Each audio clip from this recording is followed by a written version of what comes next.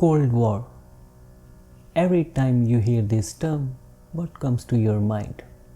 An era of proxy wars between two superpowers that began with the end of World War II and lasts up to the collapse of Soviet Union in 1991. That's right, but the things didn't stop there. The incidents happened in this period continued affecting the world even in the later years.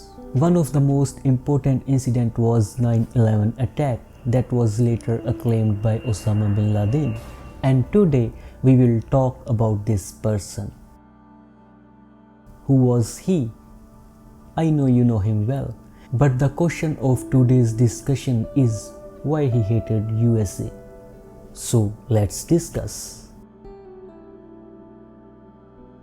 In late 1970s, the communist regime of Afghanistan, led by People Democratic Party of Afghanistan, was facing widespread rebellion from Islamic guerrilla fighters known as Mujahideen, and the USSR deployed thousands of troops to support this struggling communist government in Kabul. On the other side, US, through its special operation, the Operation Cyclone, funneled billions of dollars to provide weaponry support to these Mujahideen fighters to counter the Soviet invasion in Afghanistan. This support was channelized by Pakistan's Inter-Service Intelligence, the ISI. While CIA officially denied any direct contact with Osama Bin Laden, but multiple sources suggest that he was also benefited from this US aid.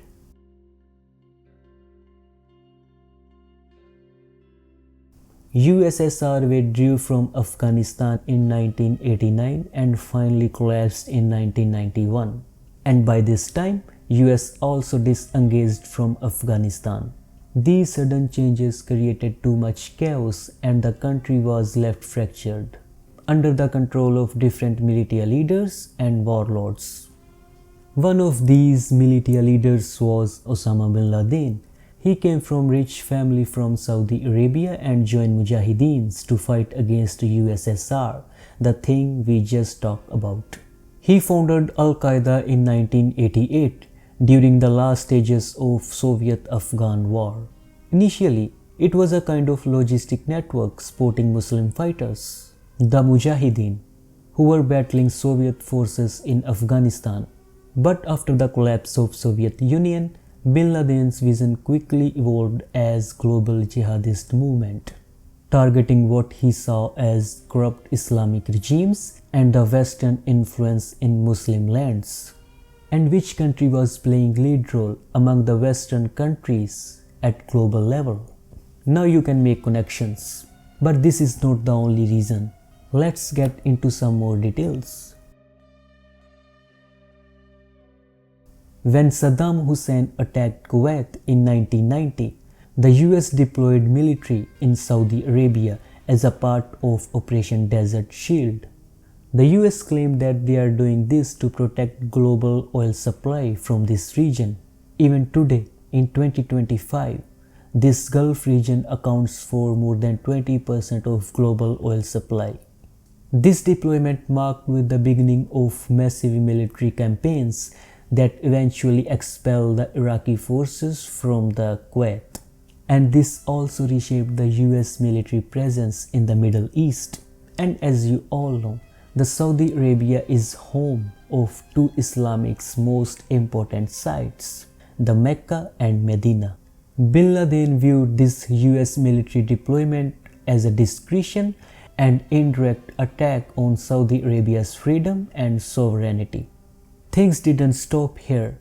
After the Gulf War, harsh economic sanctions were imposed on Iraq that were seen as punitive to Muslims and further contributed in radicalization. Bin Laden and others saw US foreign policy as neocolonialism, intervening in Muslim countries for their strategic and economic gains. This could be a reason because even today, it is believed that US wants strong hold on Middle East because of its rich oil reserves.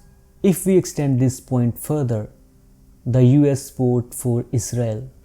US backing of Israel in its conflict with Palestinians further fueled these anti-American sentiments. So what we learned from these points?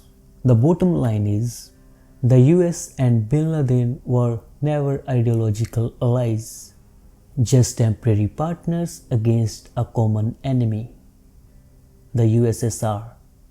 Once that enemy disappeared, their fundamental differences came into sharp focus.